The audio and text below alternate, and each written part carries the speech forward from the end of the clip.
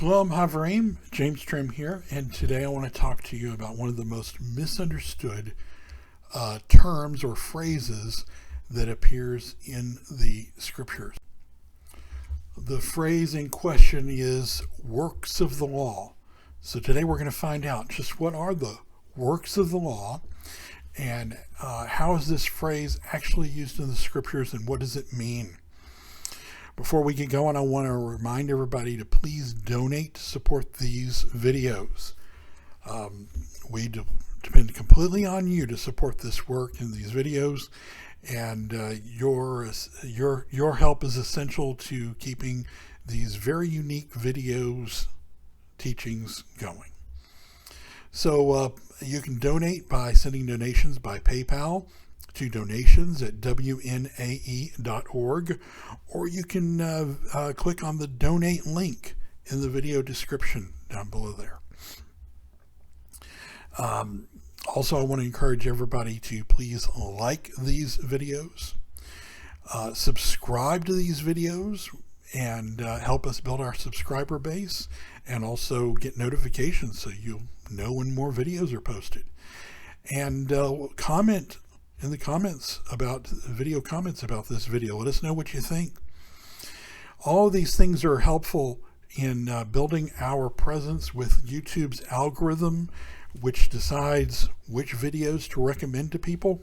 And the like to view ratio is important, and we get a lot of likes for our views compared to many videos. We're very happy with that. But please do like the video. For that reason. Also, YouTube looks and sees comments and says, oh, okay, people are actually getting involved in discussing it. That's great.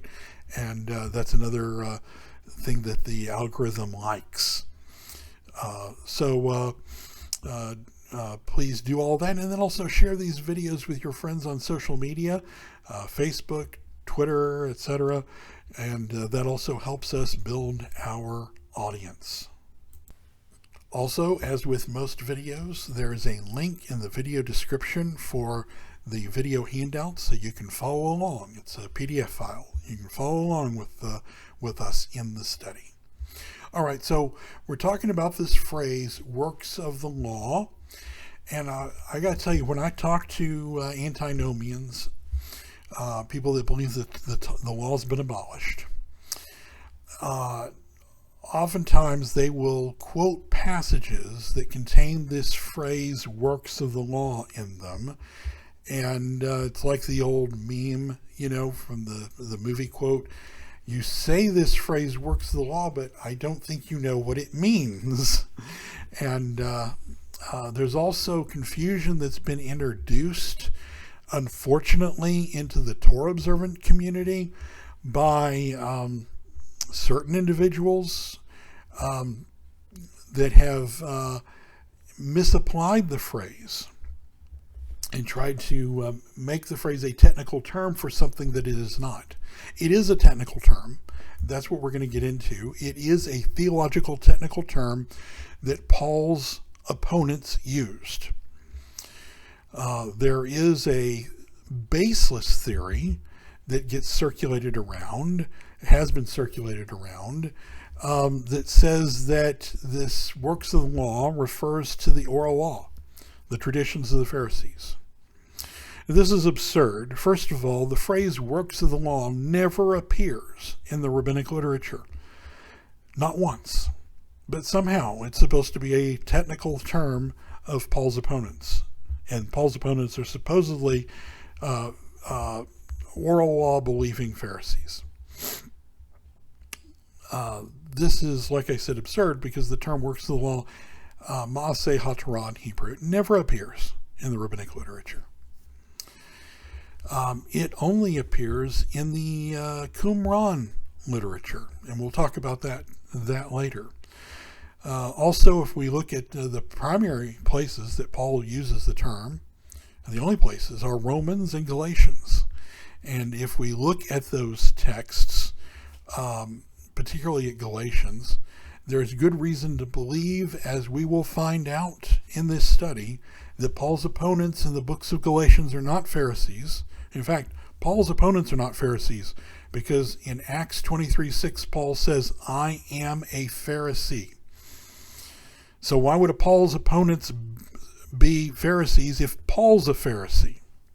No. Again, it's absurd. There's no basis for it. Only basis for it is those that start out with a disposition of a dislike for Jewish tradition, and then they try and read that into the scriptures, even though it's not there. Okay, so let's look at this phrase "works of the law" as it appears in the King James Version. It appears 9 times, and only in Paul's writings. Romans 3:20, slight variance, it says deeds of the law sometimes, but it's the same. Therefore, by the deeds of the law, there shall no flesh be justified in his sight, for by the law is the knowledge of sin. Romans 3:28, therefore we conclude that a man is justified by faith without deeds of the law. Romans 9:32, wherefore, because they sought it not by faith, but as it were by works of the law, for they stumbled at that stumbling stone.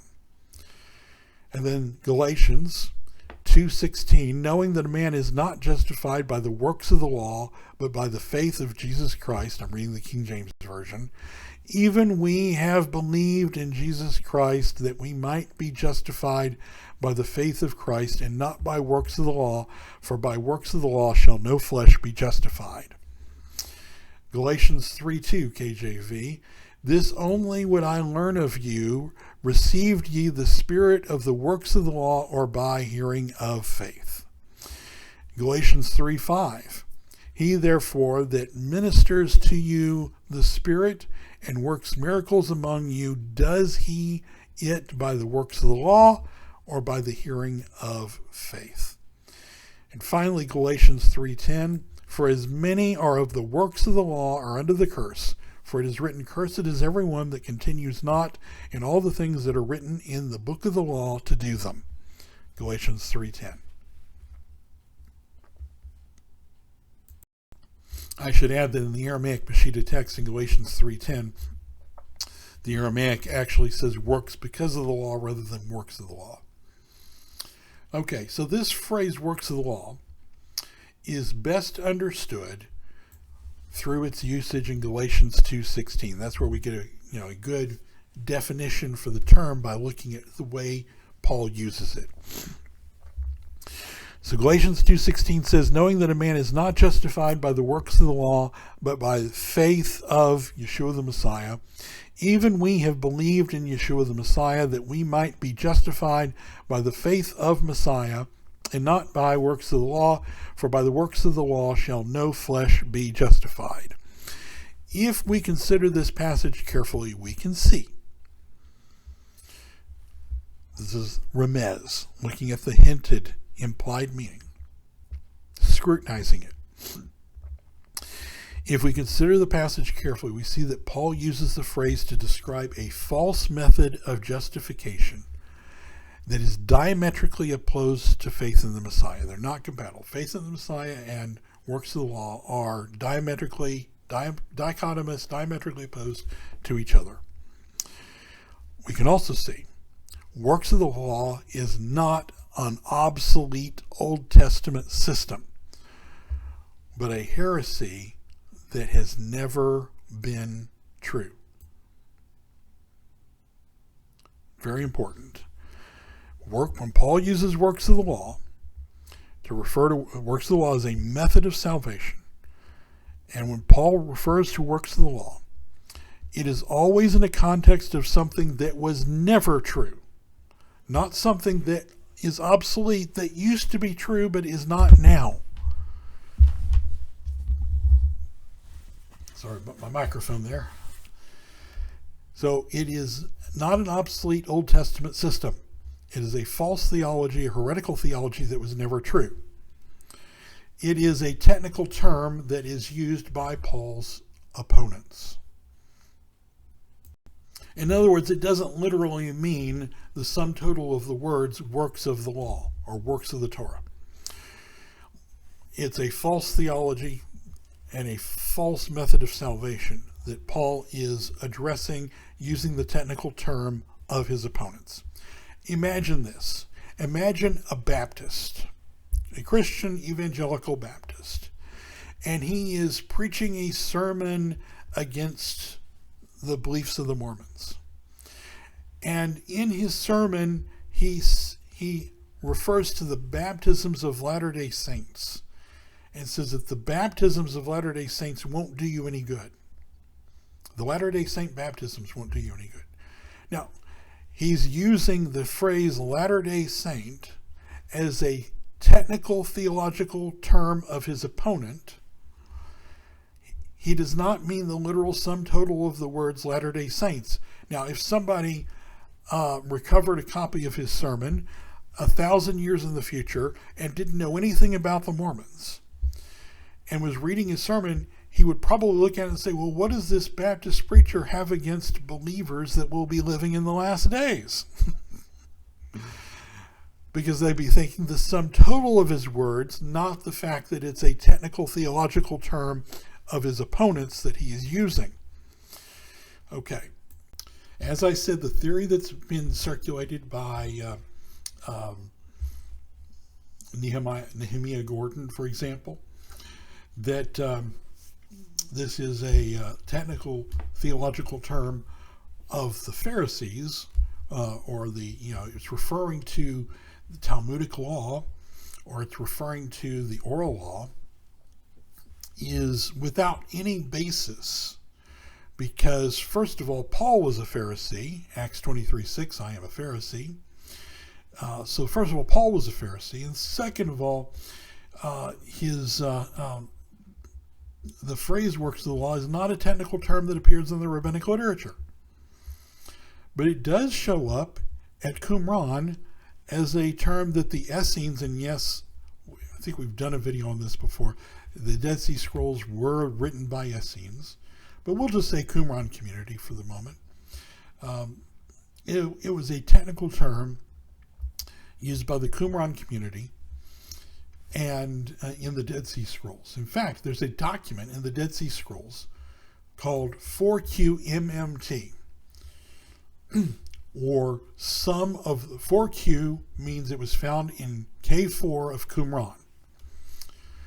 MMT is the name of the document. Okay, and it literally means some of the works of the law, Maaseh HaTorah. That's the title of the document. And it says in 4Q 394 through 399, Section C, lines 26b through 31, now we have written to you some of the works of the law, those which we deemed would be beneficial for you, and it will be reckoned to you as righteousness in that you have done what is right and good before him. So the works of the law is actually 24 purity regulations. We'll find out about that in a minute, that the Qumran community held to, that the Pharisees did not. And in fact, if we compare 4QMMT to the Mishnah, we can see it contrasts with the Pharisees. All right, let's put this up parallel against what Paul says in Galatians. So in our handout, we have these like right next to each other where you can see them. And it says in 4QMMT, now we have written to you some of the works of the law, those which we determined would be beneficial for you, and it will be reckoned to you as righteousness in that you have done what is right and good before him. This is exactly parallel or inversely parallel to Paul's statement in Galatians chapter 2, verse 16 and chapter 3, verse 6, knowing that a man is not justified by works of the law, but by the faith of Yeshua the Messiah. Even we have believed in Yeshua the Messiah, that we might be justified by faith in Messiah, and not by works of the law. For by the works of the law shall no flesh be justified, even as Abraham believed God, and it was reckoned to him for righteousness. This heretical doctrine laid out in 4QMMT is based on on 24 purity regulations, about which the Essenes held a stricter halakha than their Pharisaic counterparts. And 4QMMT actually lays out these 24 purity regulations, in which they believed would be reckoned to them as righteousness. In other words, it was a doctrine that said that if you could just reach a certain level of purity through these works of the law regulations, you could purify your way into salvation. Paul argues that it is only faith in Messiah and not these works of the law by which we are saved. When Paul speaks out against works of the law, like I said, it's like a Baptist preacher speaking out against Latter-day Saints. He does not mean the words according to their literal meaning. He has nothing against saints who live in the latter days. He's using Mormons' theological technical term to refer to their theology. So that's just a comparison if a Baptist was speaking against Mormons. Just so you can kind of illustrate it in your mind. There can be no doubt that Paul sees works of the law as categorically bad. Yet, in Romans 7:12, Paul says that the Torah itself is holy, just, and good. So certainly Paul does not use these phrases to refer to the Torah itself as an obsolete system, but he refers to a heresy that was held to by the Essenes, a false theology that was never true. In fact, this gives us some great insight on the book of Galatians, because Paul's opponents in the book of Galatians then were subscribers to 4QMMT. And in fact, it appears that what happened is that Paul sent a letter similar to Romans. Because we have these letters of Paul, okay, and the general letters, the general epistles, some of the key ones, like Romans.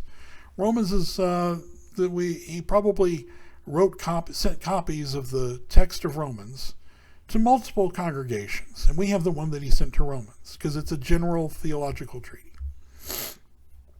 The introducing few words, introducing, saying, hey Rome, and the closing words that are specific to Rome were probably specifically in each case.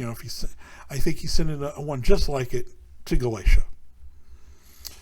And that prompted a sort of back and forth, an email battle, except there was no email at the time. There were literal letters, and something virtually identical to 4QMMT got sent to Galatia. And the Galatians probably responded and asked Paul about it. Paul then replies to 4QMMT with Galatians. The book of Galatians is a response to 4QMMT. So I hope that helps you understand the phrase works of the law. It doesn't actually refer to the law. All the passages that refer to works of the law are not talking about the Torah itself, and therefore anytime somebody uses a passage that refers to works of the law to say that the law is not for today, they need to understand and need to be shown that the works of the law isn't the law. Two different things. Just like the Baptist talking about Latter-day Saints doesn't believe that Latter-day Saints are Latter-day Saints. From his perspective, he's using their technical term. All right, I want to encourage everybody once again to please donate to support this work by clicking the donate link in the video description, or by sending donations by PayPal to donations@wnae.org. And please like these videos. Please subscribe to this channel. Please comment and let us know what you think of these videos in the comments. And share these videos on social media with your friends. Until next time, shalom.